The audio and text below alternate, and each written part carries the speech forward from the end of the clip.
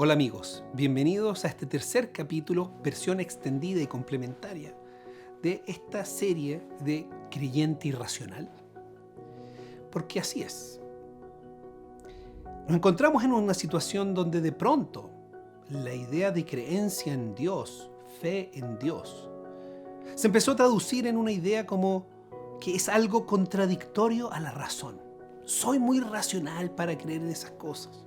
O la creencia que de alguna forma creer en Dios es fe ciega y creer en ciencia no tiene ningún elemento de fe. Y sin embargo, hemos estado discutiendo que a partir de la revolución científica, nosotros podemos ver que los primeros grandes científicos, en su mayoría, la gran mayoría de los científicos, eran creyentes. Y no pareciera ser que eran menos racionales. Entonces, ¿cómo llegamos a una situación donde, primero que nada, vemos cómo los científicos modernos como Stephen Hawking o Richard Dawkins y muchos otros más empiezan a pensar que creer en Dios es algo irracional y loco?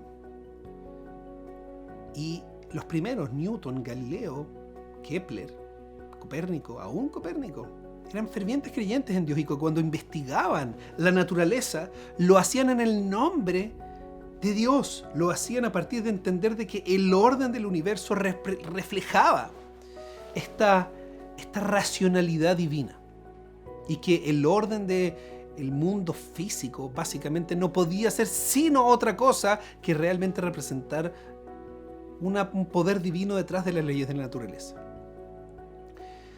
Entonces hemos introducido nosotros, para poder analizar estos cambios, la idea de la revolución científica basada en el marco filosófico entregado por Descartes.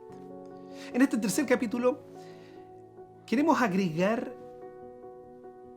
dos grandes elementos que el método cartesiano, como se llama, el método de Descartes, introdujo fuertemente y que se transformaron en la base del pensamiento detrás del método científico, que hoy día se ha traducido en el pensamiento basal detrás del cientificismo. Déjame, si no has visto mis otros videos, introducirte a este concepto de la idea de cientificismo. Cientificismo es una creencia muy presente hoy en día, justamente por señores como Stephen Hawking y Richard Dawkins, donde empiezan a, de alguna forma más explícita o menos explícita, pero que nos tiene contaminados a todos con este virus del cientificismo, a empezar a creer que la única forma de conocer el mundo, la única forma que se realmente tiene el nombre de conocimiento es aquel que está sujeto al método científico y desconoce las bases filosóficas que hay detrás de la ciencia. No por nada existe todo un área gigante que se llama la filosofía de la ciencia. ¿Qué es lo que conoce la ciencia? ¿Cuáles son las creencias detrás de la ciencia? La creencia de que el orden del mundo se mantiene siempre igual, de que podemos conocer el mundo. Eso lo hace desconocido porque las bases filosóficas del cientificismo básicamente son desconocidas y piensa que la ciencia es el único método para realmente hablar de conocimiento. Y la vez pasada empezamos a decir que lo que empezó a hacer es que empezó a desplazar en la idea del sujeto como un espacio realmente de entendimiento, una sustancia digna de ser estudiada en sí misma, y el objeto, que se refiriendo al mundo físico, como otra sustancia. Lentamente el método científico empezó a utilizar el objeto como el lugar válido y el sujeto empezó a decaer como el lugar de la mera opinión en vez de ser un espacio de auténtico conocimiento e investigación. Parte esencial de lo que fue el método cartesiano fue el elemento de la duda. Se puso como mecanismo dudar de todas sus creencias. Todos nosotros apreciamos, creo yo, el elemento auténtico de la duda. Sin embargo, esto se tradujo en un completo desechar de ideas antiguas y heredadas, como que si no hubiese conocimiento y sabiduría acumulada. Solamente lo que soy yo capaz de concluir y lo que soy yo capaz de demostrar es lo que existe. Esa posición creo yo también que nosotros somos capaces de darnos cuenta que tiene algunos problemas, evidentemente. Y lo que esto hace entonces es que tenemos que agregar a los ingredientes de esta nueva forma de pensar el elemento de la duda y todo criterio anterior y todo pensamiento anterior desechado. Otro elemento que agregó el pensamiento cartesiano fue el rol central de la evidencia y la lógica como métodos para establecer la verdad.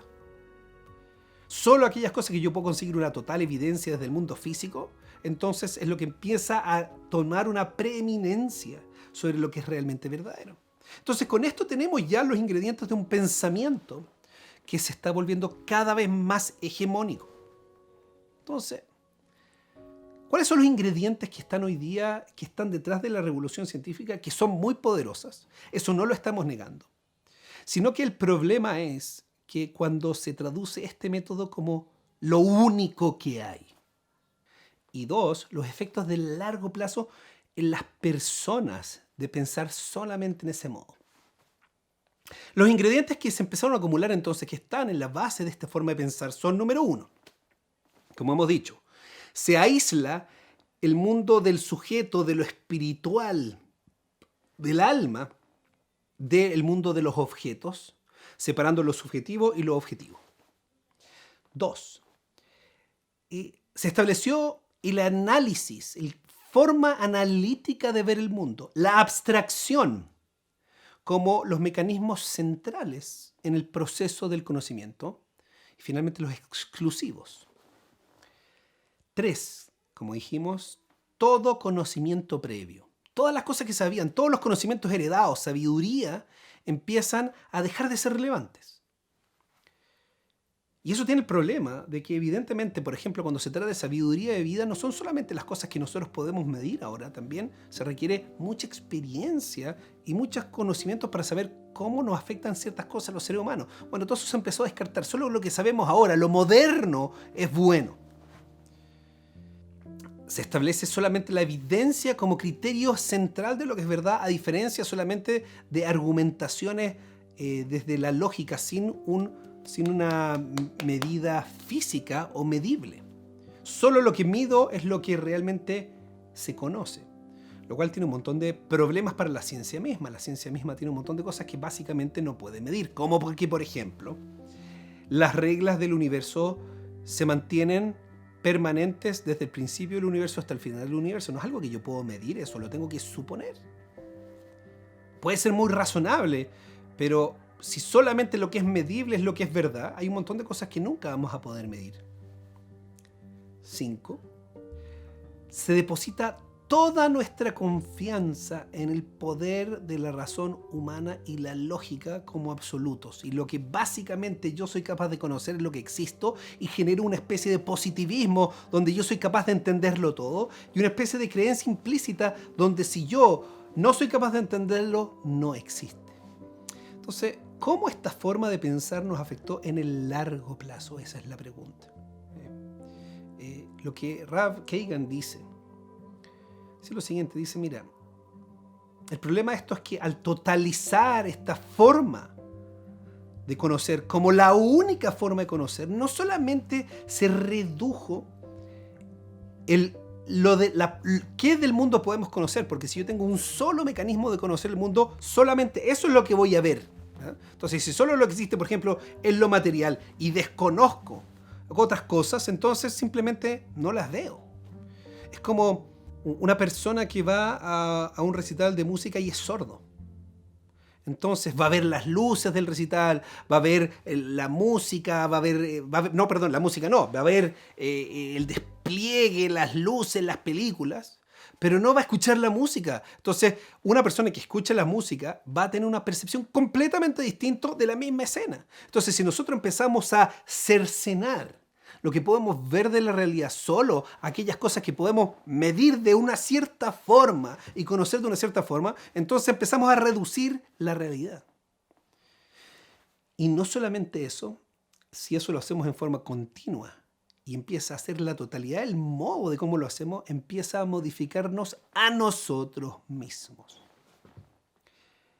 Porque nosotros, los seres humanos, empezamos a adquirir una cierta identidad, nos empezamos a transformar y somos influenciados fuertemente por el medio y por el método de nuestro conocimiento y el objeto de nuestro conocimiento. Entonces, el ejemplo que traigo en el video es el objeto de un artista mirando una flor. El artista mirando una flor, ¿qué es lo que pasa con él? Un artista mira la flor y le ve las curvas, le ve los colores, le ve la armonía estética, las proporciones, el impacto del color. Ahora, lo que él ve se da un ciclo retroalimentativo. Porque por un lado, él se fija en las formas, en los colores, porque es artista. Pero mientras más se fija en esas cosas, más se desarrolla como artista, más se hace experto, más empieza a dejar de lado otras partes constitutivas de la experiencia de una flor. A diferencia, por ejemplo, de un científico. El científico, ¿qué es lo que pasa? Él mira la flor y inmediatamente, producto de que es científico, no nos impacta mucho por el color, la forma, la figura, sino empieza a mirar las unidades estructurales que tiene el tallo, que tiene el soporte de la flor, que tiene los pétalos que están constituidos de estas proteínas. Empieza a ver su conformación bioquímica, la funcionalidad de cómo funciona la clorofila y todo ese tipo de cosas que pueden estar asociados a la estructura y a la visión científica de la flor. Y en la medida que el científico empieza a mirar la flor de esa forma, se vuelve más científico y la flor empieza a manifestarse de una forma más científica. Empezamos a ponerle los anteojos con que miramos la realidad. Por un lado nos definen la realidad como la vemos y por otro lado nos empieza a ver y a modificar nuestra sensibilidad. El artista empieza a relacionarse con el mundo. ¿Por qué es artista? Lo ve estéticamente y mientras más estéticamente ve el mundo, más artista se vuelve. Y más esa sensibilidad desarrolla. Y el científico ve el mundo analíticamente y mientras más analíticamente lo ve, entonces más científico se vuelve. Y así somos los seres humanos. Estamos muy conformados por nuestro modo de pensar y de conocer. Entonces, si nosotros empezamos a cerrar las áreas de conocimiento válido y lo empezamos a concentrar solamente en un método, entonces empezamos a restringir lo que podemos ver de la realidad. Y ese es el primer punto que queríamos hacer en este capítulo. Y el segundo es ver cuáles son los efectos de largo plazo sobre nosotros las personas en la medida que, no como los primeros, y ese es el argumento, ¿qué cambió con Galileo y Newton? Bueno, ellos empezaron a ver este método cartesiano del mundo que resultó ser muy útil, pero todavía tenían otros métodos. No había habido un efecto de largo plazo en ellos mismos y en la cultura para cerrar otros vías de conocimiento de la realidad. Entonces, por lo tanto, sirvió como una gran herramienta, pero todavía se maravillaban de la obra divina y estaban abiertos a conocimientos filosóficos, estéticos, artísticos, experienciales del mundo que les permitía ver otras cosas. 300, 400 años después, sobre todo y liderado por esta nueva como clase de científicos que se han transformado en la academia y como en los que empiezan a arrojarse la autoridad de que son los únicos conocedores de la verdad, donde empiezan a sentarse únicamente en el método científico, desconociéndose a sí mismos respecto a sus bases filosóficas que tienen detrás. Entonces empieza a ver el mundo como el ciego, como el sordo que solamente ve los colores en la música, no escuchando la música. Y la segunda parte importante que tenemos que darnos cuenta es que lo que hace el proceso lógico-racional de ver el mundo a través únicamente del método científico es que lo que hace la abstracción es que tú te empiezas a separar del fenómeno particular. El fenómeno particular, la idea, como digo en el video, Newton, es que ve manzana, le cae la manzana a Newton y Newton genialmente empieza a concebir toda la teoría, las leyes de Newton de la gravedad. Y ahora ya no es la manzana. Ahora lo que empieza a pasar es que empieza a aplicar de lo particular pasa a lo general, lo cual es un gran avance, ¿sí? No estamos negando, eso es muy bueno. El problema es cuando se transforma en todo. Ese es el problema. Entonces, pasas de lo particular a lo general. Si único modo de relacionarse con el mundo empieza a ser de lo particular a lo general, de lo particular a lo general, y me empiezo a vivir siempre en lo general, ¿cuál es el efecto? El efecto es que empiezo a perder mi sensibilidad y esta sensación de impacto y de asombro por la naturaleza. Y lo que quiero plantear es lo siguiente. Una gran diferencia, yo creo, de los primeros científicos versus los científicos modernos es que tal vez tú debes estar de acuerdo conmigo, tal vez no, te invito a que dejes tu comentario al respecto. A veces a mí me sorprende la poca capacidad de asombro que muestran los científicos, donde se le empiezan a mostrar capacidades impresionantes de la naturaleza. Cuando una persona estudia y conoce un poco, por ejemplo, de mecánica cuántica, de cómo se comportan los quarks, los átomos, los electrones, que pueden estar en varios lugares al mismo tiempo, no se puede entender muy bien si están o no están, si tienen posición, si son virtuales, si realmente existan, de cómo se comportan, que están conectados en una parte del universo con otra parte del universo y se conectan, y las propiedades, pero fantásticas, de las partículas. O cuando estudiamos cosas que descubrió de la teoría de Einstein sobre el espacio-tiempo, sobre cómo se culpa el espacio-tiempo, sobre los efectos en el tiempo, cómo cambian, cómo se comporta un mundo de una forma lo más difícil de entender, impresionante y maravillosa de entender, donde exhibe una sabiduría que es impresionante. Y sin embargo, como que hay todo un conjunto de personas que al ver eso ya no se impresionan, hasta el punto tal que les es más fácil pensar que eso es al azar o viene desde la nada. Cosa que ya empieza a ir completamente en contra, en mi opinión, de otro modo de sentir que aplica a otras cosas. ¿Y es por qué? Porque en la medida que yo siempre empiezo a ver desde las ecuaciones, desde la abstracción, desde las ecuaciones, desde la abstracción, desde las ecuaciones, de las abstracciones, entonces finalmente, ¿qué es lo que me empieza a pasar? Me separo del fenómeno y ya no me sorprende el fenómeno. Entonces, versus la postura religiosa, versus la postura atea ante los mismos fenómenos, no es que uno es más racional que el otro, sino pareciera ser que uno involucra otras facultades que se impresiona de la maravilla y empieza a leer lo que para muchos nos resulta muy obvio, que es que esto no puede ser el resultado simplemente del azar, simplemente no calza. Versus que estas otras personas, producto de 300, 400 años de pensar en este sentido abstracto del mundo, empiezan a cada vez más acotar la realidad a un solo modo de ver, lo que les permite separarse y enfriarse del fenómeno, ya no se asombra. Ahora, sin embargo, una persona me podría decir lo siguiente, me podría decir, pero cuando yo leo varios artistas te hablan de la belleza del mundo, la belleza del universo. Entonces, mi respuesta a este tema, y es lo que planteo en el video, es que no es tanto un asombro del mundo más que una idea de un asombro de sus propias abstracciones e ideas. Si yo veo lo particular y me abstraigo a lo general y estoy viviendo el mundo de las ecuaciones y solamente me abstraigo, entonces esto me empiezo a sorprender de la maravilla de las matemáticas, de la maravilla de cómo funcionan mis pensamientos, y es impresionante, pero esto empieza a ocurrir dentro de la persona.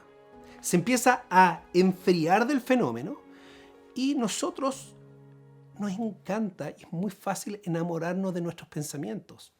Cuéntame, ¿te es fácil cambiar de opinión? A todos nosotros nos cuesta cambiar de mucha opinión.